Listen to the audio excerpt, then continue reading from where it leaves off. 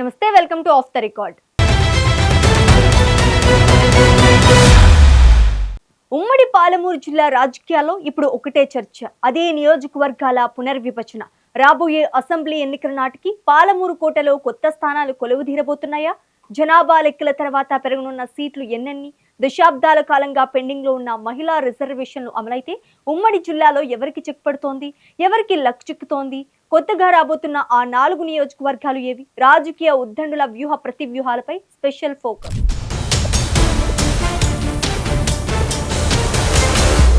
తెలంగాణ రాజకీయాల్లో ఉమ్మడి పాలమూరు జిల్లాకు ఒక ప్రత్యేక స్థానం ఉంది. ప్రస్తుతం ఇక్కడ 14 అసెంబ్లీ నియోజకవర్గాలు ఉండగా పునర్విభజన ప్రక్రియ పూర్తయితే ఈ సంఖ్య 18కి చేరుకోనుందని రాజకీయ విశ్లేషణలు చెబుతున్నాయి. కేంద్ర ప్రభుత్వం నుంచి వస్తున్న సంకేతాల ప్రకారం జనాభా లెక్కల ప్రక్రియ ముగియగానే నియోజకవర్గాల సరిహద్దులు మారనున్నాయి. దీంతో అటు అధికార పార్టీ, ఇటు ప్రతిపక్ష పార్టీల్లోని ఆశావహులు ఇప్పటినుంచే తమ అదృష్టాన్ని పరీక్షించుకోవడానికి గ్రౌండ్ ప్రిపేర్ చేసుకుంటున్నారు. కొత్త తరం నాయకులు ఎమ్మెల్యేలుగా అసెంబ్లీలో అడుగు పెట్టాలని ఉవ్విళ్లూరుతుంటే, సీనియర్ నేతలు మాత్రం తమ పట్టున్న మండలాలు ఏ నియోజకవర్గంలోకి వెళ్తాయోనన్న ఆందోళనలో ఉన్నారు.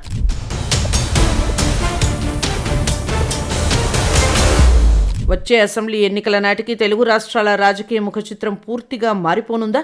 నియోజకవర్గాల పునర్విభజన, మహిళా రిజర్వేషన్ల అంశం ఇప్పుడు నాయకుల్లో కొత్త టెన్షన్ పుట్టిస్తోంది. దీనిపై కేంద్ర ప్రభుత్వం నుంచి వస్తున్న వరుస సంకేతాలతో ఆశావహులు ఇప్పటి నుంచే తమ పావులు కదుపుతున్నారు. జనాభా లెక్కలు పూర్తయిన వెంటనే నియోజకవర్గాల పునర్విభజన ప్రక్రియ మొదలవుతుందని కేంద్ర మంత్రులు, బీజేపీ అగ్రనాయకులు ఇప్పటికే స్పష్టం చేశారు. దీంతో కొత్త నియోజకవర్గాల ఏర్పాటుపై సర్వత్రా ఆసక్తి నెలకొంది. ప్రస్తుతం ఎమ్మెల్యేలుగా, మంత్రులుగా ఉన్నవారికి పునర్విభజన పెద్ద సవాల్గా మారింది.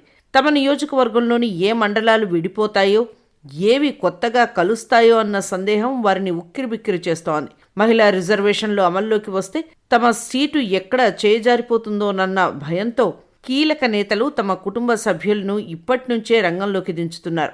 ఎలాగైనా చట్టసభల్లో అడుగు పెట్టాలని భావిస్తున్న యువ నాయకులు మారుతున్న సమీకరణాలను తమకు అనుకూలంగా మలుచుకునే ప్రయత్నాల్లో ఉన్నారు. నియోజకవర్గాల సరిహద్దులు మారక ముందే ఓటర్లను ప్రసన్నం చేసుకునేందుకు నాయకులు క్షేత్రస్థాయిలో అడుగులు వేస్తున్నారు.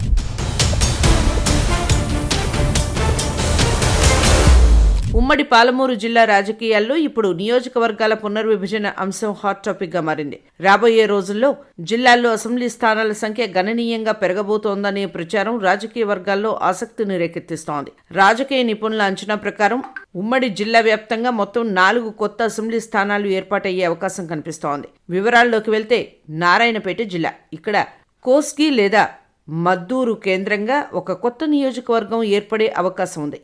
మహబూబ్ నగర్ జిల్లా కేంద్రానికి అనుబంధంగా మహబూబ్ నగర్ రూరల్ నియోజకవర్గం తెరపైకి వచ్చే సూచనలు ఉన్నాయి.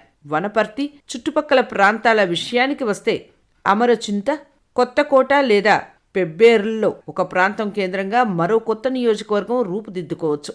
జోగులాంబ, గద్వాల, ఇక్కడ ఐజా కేంద్రంగా ఒక కొత్త స్థానం ఏర్పడనుందని సమాచారం. రంగారెడ్డి పరిధిలో గతంలో ఉమ్మడి జిల్లాలో ఉండి ప్రస్తుతం రంగారెడ్డిలో ఉన్న అమనగల్ కూడా కొత్త నియోజకవర్గంగా అవతరించే అవకాశం ఉంది. కేవలం అసెంబ్లీ స్థానాలే కాకుండా పార్లమెంటు స్థానాల సంఖ్య కూడా పెరిగే అవకాశం ఉంది. ప్రస్తుతం ఉమ్మడి జిల్లాలో ఉన్న 2 ఎంపీ స్థానాలను అదనంగా మరొకటి లేదా 2 కొత్త పార్లమెంటు స్థానాలు వచ్చే ఛాన్స్ ఉందని నిపుణులు విశ్లేషిస్తున్నారు. ఇదే గనక జరిగితే పాలమూరు రాజకీయ చిత్రం పూర్తిగా మారిపోనుంది.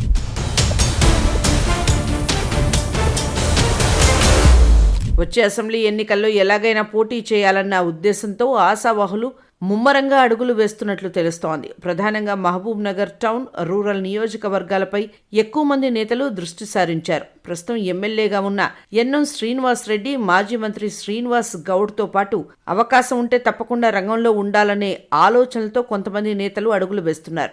డీసీసీ అధ్యక్షుడు సంజీవ్ ముదిరాజ్, ప్రస్తుతం మున్సిపల్ కార్పొరేషన్ వైస్ చైర్మన్ గా ఉన్న సురేందర్ రెడ్డి, రాష్ట్ర పీసీసీ కార్యదర్శి మిథున్ రెడ్డి, ప్రముఖ వ్యాపారవేత్త జీవన్ రెడ్డి ముమ్మరంగా కసరత్తు చేస్తున్నారు. బీఆర్ఎస్ నుంచి అవకాశం లభిస్తే పోటీ చేసేందుకు మాజీ minority corporation chairman Imtiaz Isaac ఆసక్తితో ఉన్నారు.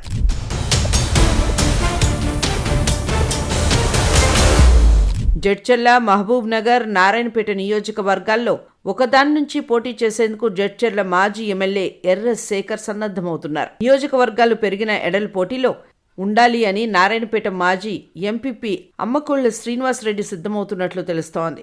ఐజా కొత్త నియోజకవర్గం జనరల్ స్థానంలో ఏర్పడితే గద్వాల్లో నువ్వా నేనా అన్నట్లుగా అధికార పార్టీలో కొనసాగుతున్న ఎమ్మెల్యే బండ్ల కృష్ణమోహన్ రెడ్డి, మాజీ జెడ్పీ చైర్పర్సన్ సరిత తిరుపతయ్యకు అక్కడ అవకాశం ఇవ్వొచ్చు అని అధికార పార్టీ నేతలు అంటున్నారు. మిగిలిన నియోజకవర్గాల్లో ప్రస్తుతం ఉన్న మంత్రులు, ఎమ్మెల్యేలు, మాజీ మంత్రులు, మాజీ ఎమ్మెల్యేలు పోటీ చేసే యోచనల్లో నియోజకవర్గాల్లో తిరుగుతున్నారు.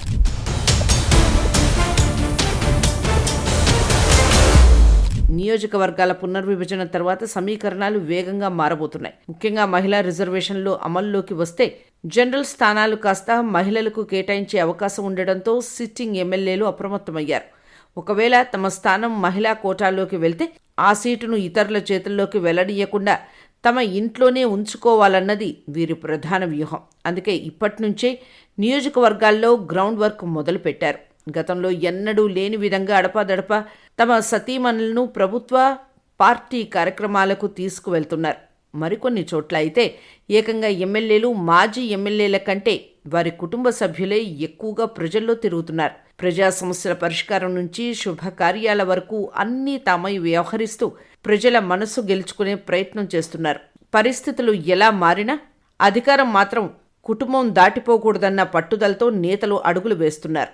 వ్యూహాత్మకంగా సాగుతున్న ఈ ఆశావహుల్లో అధిష్టానం ఎవరిని కరుణిస్తుంది, ఎవరికి అవకాశం దక్కుతుంది అన్నది తేలడానికి సమయం ఉన్నప్పటికీ ముందస్తు జాగ్రత్తలో మాత్రం నేతలు వెనక్కి తగ్గడం లేదు.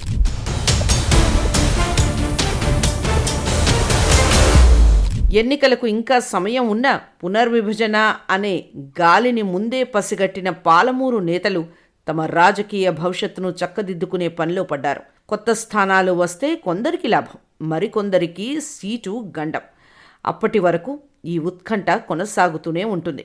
చూద్దాం, పాలమూరు గడ్డపై ఈ రాజకీయ చదరంగంలో గెలిచే కింగ్ ఎవరో, కింగ్ మేకర్ ఎవరో.